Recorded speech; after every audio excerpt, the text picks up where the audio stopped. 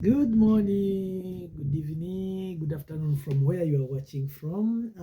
This is your brother Bruce Kwikiriza again with another session on some um, parts of visas. So today we are going to talk about family reunion visa.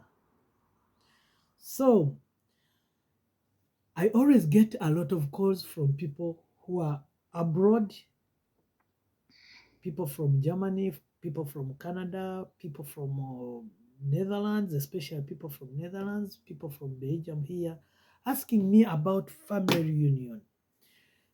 Some of you have moved from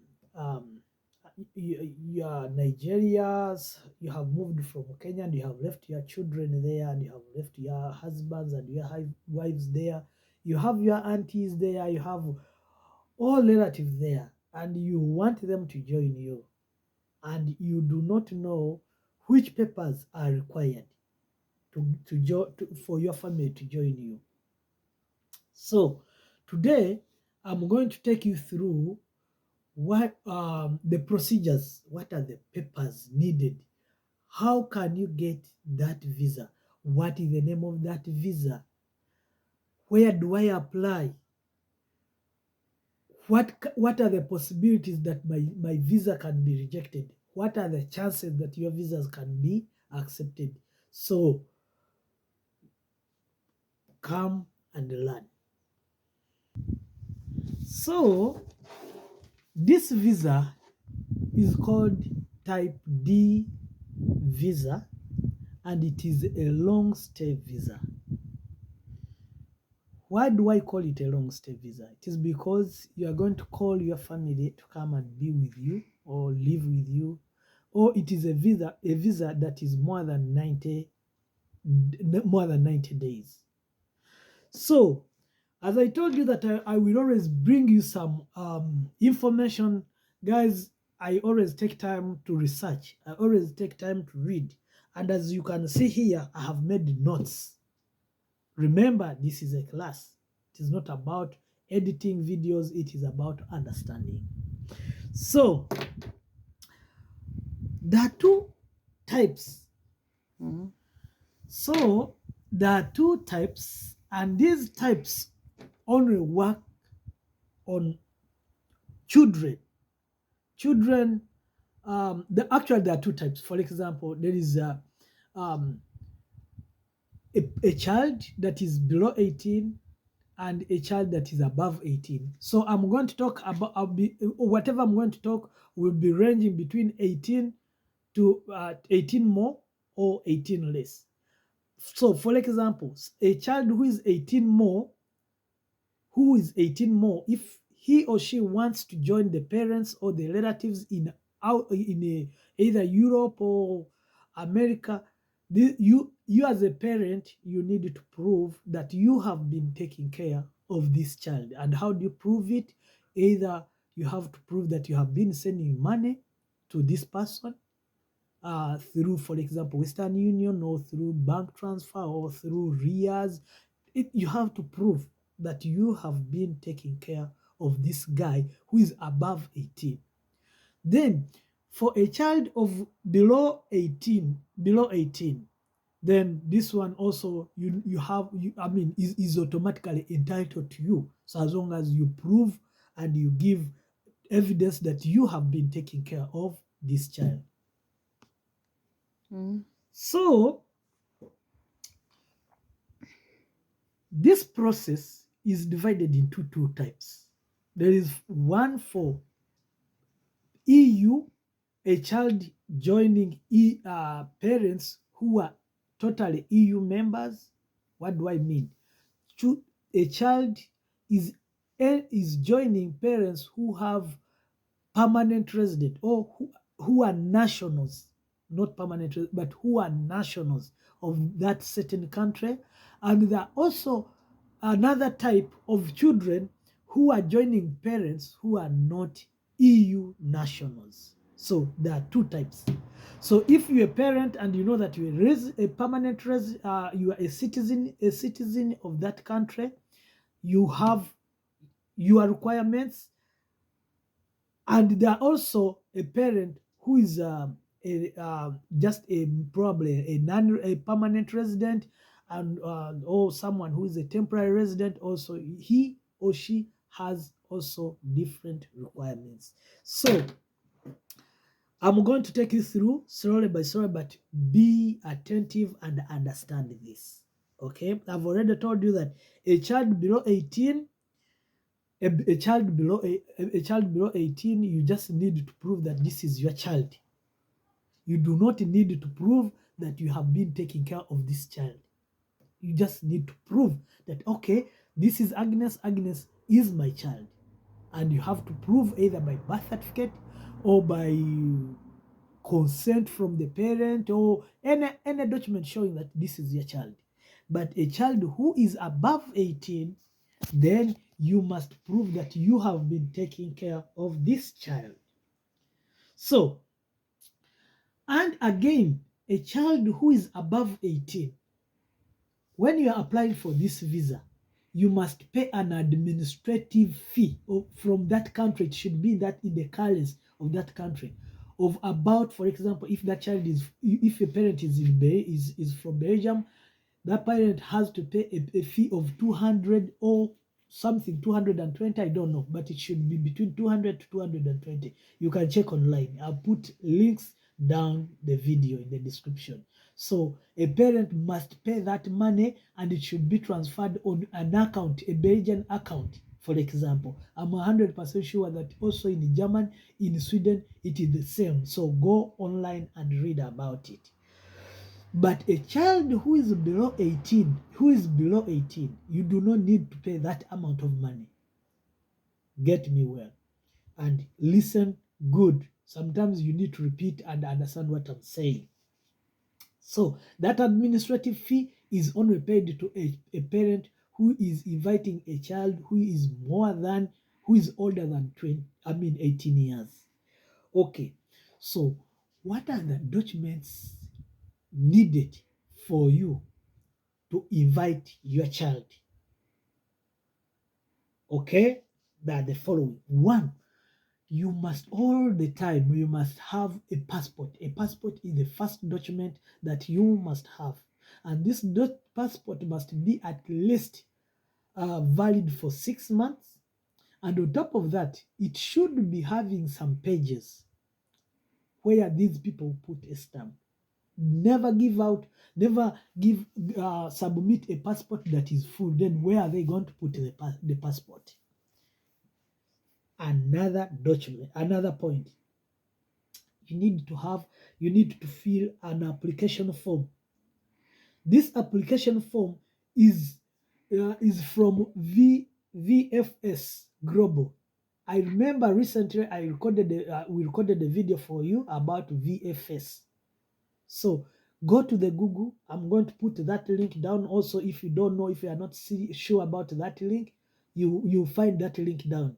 It is VFS, and for example, in the whole Europe, if you need any visa, you must fill that form. It is for all. Even if you need which visa, whether visit visa, you must fill that form. So it is very important that you must fill it. Then you need a proof of insurance. Remember, you are calling a child from your country and you want this child to join you. You must, if you have an insurance in Belgium, for example, of Netherlands, you must call your insurance company and tell them that you want to invite my daughter or my son from Uganda, and they will give you a document. That document will be showing that that they are ready when that child comes to Kenya, to Belgium. That child will be given a space. That child will be admitted. That document is free. You don't need you don't need to pay any money. You just call your insurance. If they are flexible enough, they will send you that document on your email. So you need that proof that when your child gets into that country, automatically that child will be insured. But again, on insurance, still you need to book an insurance. It is called the travel insurance. That one you can buy it from your home, and that insurance, it is needed for your child to travel, because without it then your child cannot be on the plane. It is called the travel insurance. Don't mix two. You need insurance from the country where that child is coming. That one you don't pay for it. It is like you are booking, you are reserving a place from with that insurance, that when my child steps here, automatically my child will be subscribed to your insurance company. But this insurance from Uganda or from Rwanda or from where, that insurance, it is meant for travel. It is called travel insurance. Okay. What is the next point? The next point, you need a 6 months pay slip. What do I mean? If you are not working, if you are not making money, if you are not making enough money, your child will not be given to you. It means you are bringing another problem to your government, to the government rather. You need to prove that you are earning a reasonable amount of money. And on top of that, I'm going to add this point, which is down, but I'm going to add it. You need also to prove that you have a house or accommodation, because they don't expect you to bring a child and you go on the street or you go to bother the government. So it is always good to go and get your house contract. I'm sure wherever you are, you must be having a contract or an agreement that you are renting that house, or you are renting this a certain apartment, and that apartment, that agreement, you have to go to the government and they certify it, or they legalize it, or they put there a stamp. So check from your municipality or from your government how they do it. Go and ask, they will tell you how they do it. Either that stamp must be legalized or must be stamped, because if it is just a normal written document that Bruce has rented me one room and I'll be paying him this amount of money, that document will not be will not help you. You need a document after writing you, for example, Bruce, I'm renting you my house at this amount of money. You need to take that document to the government and they put a stamp on it. Then that one will work. So 6 months pay slip, it is a proof that you are going to take care of your child. You are not bringing a problem to the government. Then, as I told you from the beginning, you need also to provide a proof of relationship. If that child is if that child is your baby, then you need to prove that that child real is your baby. And how do you prove that? I've already told you that you need to prove it with a birth certificate. And look now, I've been telling you, with the visit visa, do not certify. But with this one, you must certify it. How do you first certify it? For example, I want to give an example of my country, how they certify the document. Here, with the family reunion, you must certify all the documents that you will use to ask for visa. Why? Because these documents also will work in this country where your child is coming.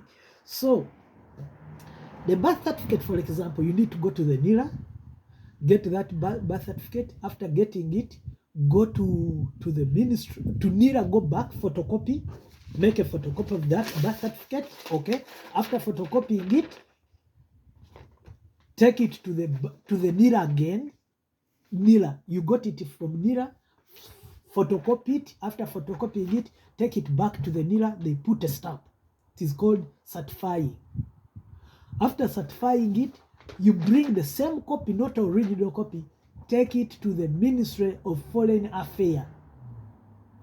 You pay some small money, maybe like 50,000, I don't know. Also, they'll put a stamp. But to put a stamp, they have to call NIRA and they have to verify that it is from NIRA. That's why I'm always warning you guys that forging a certificate, it is like as bad as digging your own grave. because you can be arrested for forgery and impersonation. So after that, after that, after Minister of Foreign Affairs, kindly get this document and take it to the embassy where you want your child to apply a visa from. If it is in Germany, take it to the Germany embassy.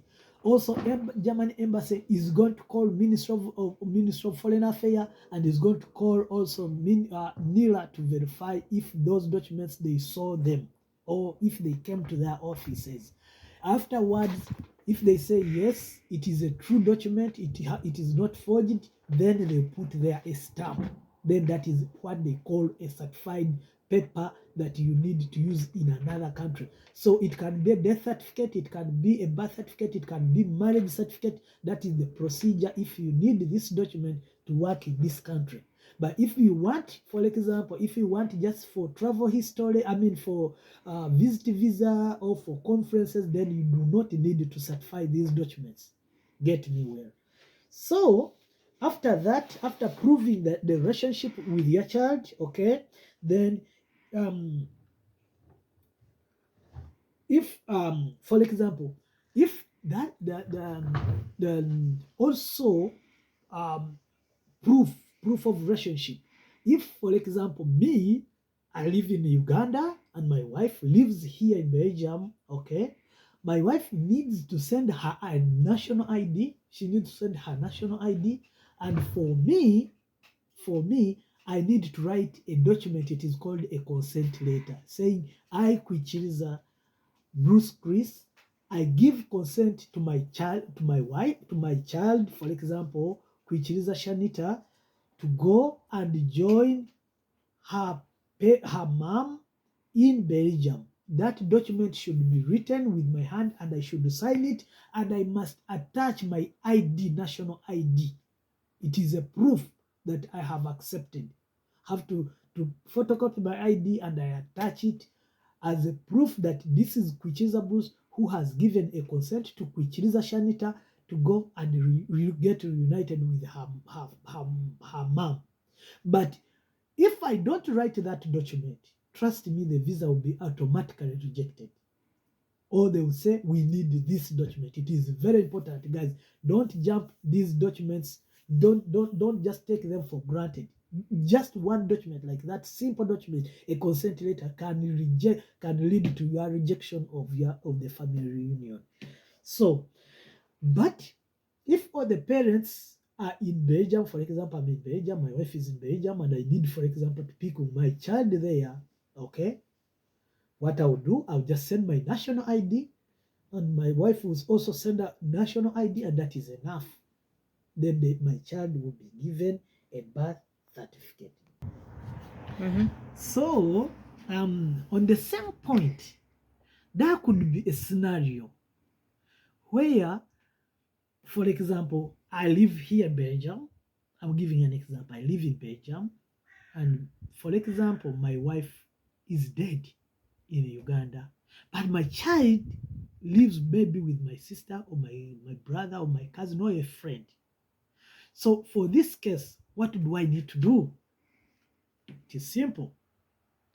You just need to get a death certificate of the real actual father. After getting the death certificate, you just need to certify it. It is the same process as I have just explained. Go to NILA. No. Here you go to URBS, for example, for those in Uganda. You go to URBS, you get a death certificate. After getting death certificate, you take it to the URBS. They certify it. After certifying it, then you take it to the Ministry of Foreign Affairs. They certify it. After certifying it, you take it to the Ministry of Embassy. They put their stamp. Then that is enough. Good. So that one now is done, and I think is clear. If you don't understand, leave a comment there. I'll come and answer, or it will help me also to make another video for you guys. So on top of that, you need medical examination. Now, what is medical examination? Remember, this child is going to travel from maybe Nigeria, Cameroon, or Uganda and go to maybe Italy, Spain, and or maybe Belgium. So this child must be medically examined. And you do not need to just go in any hospital and you get report from any doctor. No, you need to contact the embassy, for example, through the email, through the website, for example, and see Belgian government, where do they do medical examination for visa. You will see.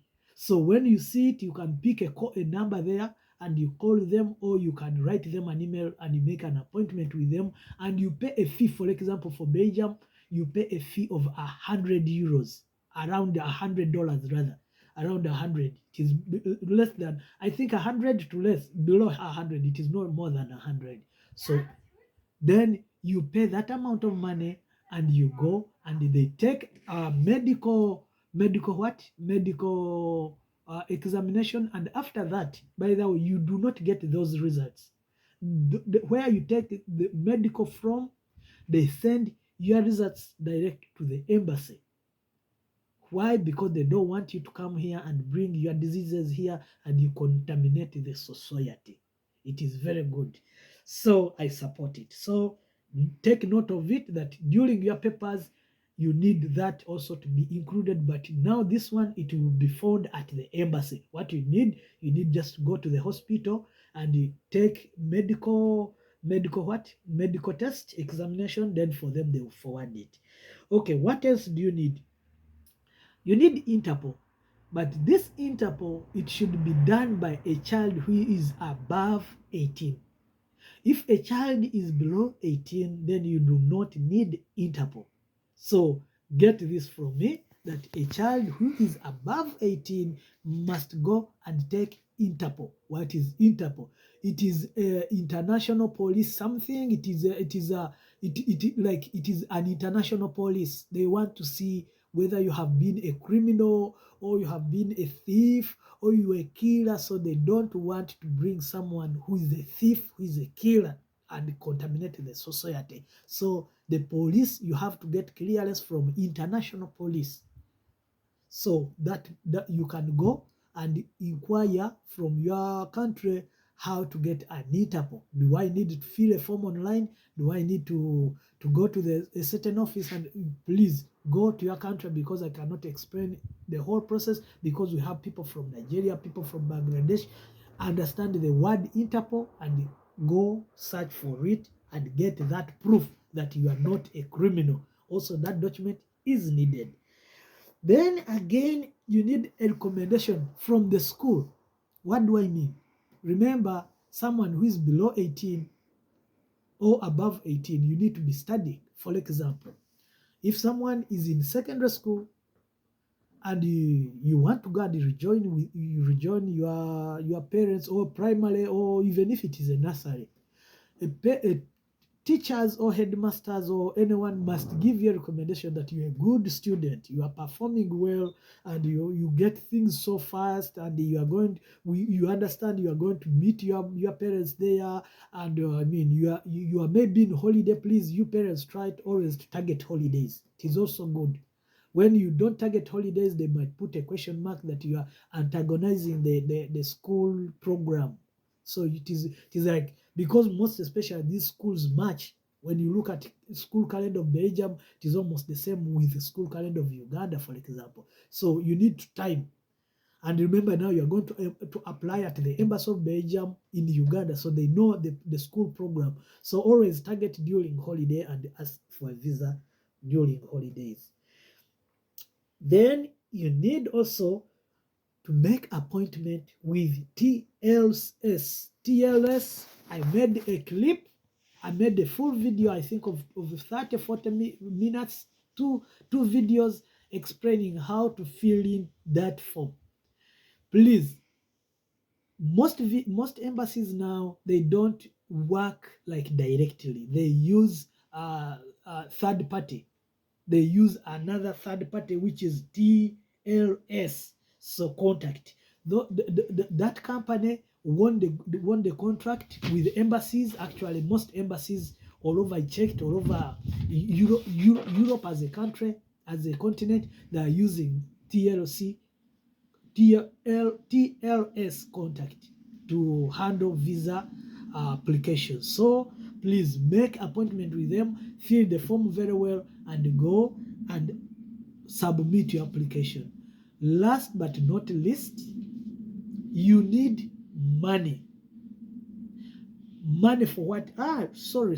Before last but least, you need also to reserve a ticket.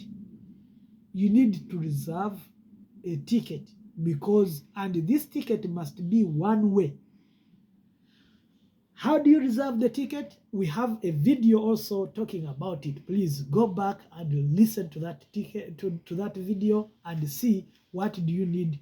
Watch it and see what do you need to reserve a ticket. Then on top of that, you need money. That is visa processing fees.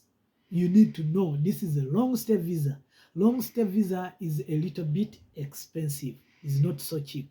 It might go for maybe like I think 700,000. It is like maybe $170 around there. $170 to $150. So you need to check with your embassy how much do I need to pay, and then you go and submit your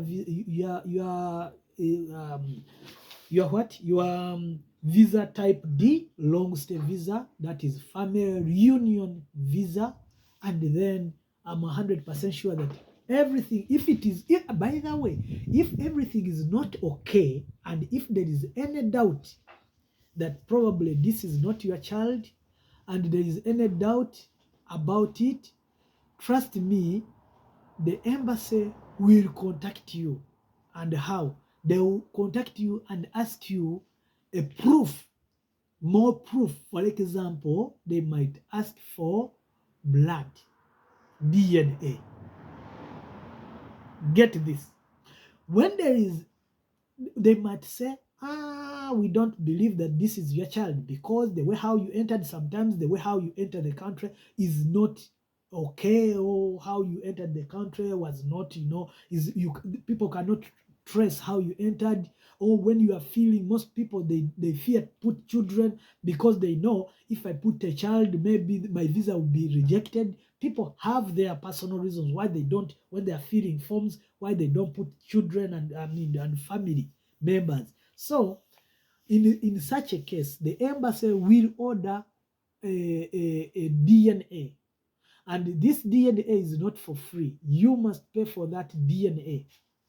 And for example, DNA, if they are to take your DNA, for example, from a mother and a father and a mother, each is 200 euros.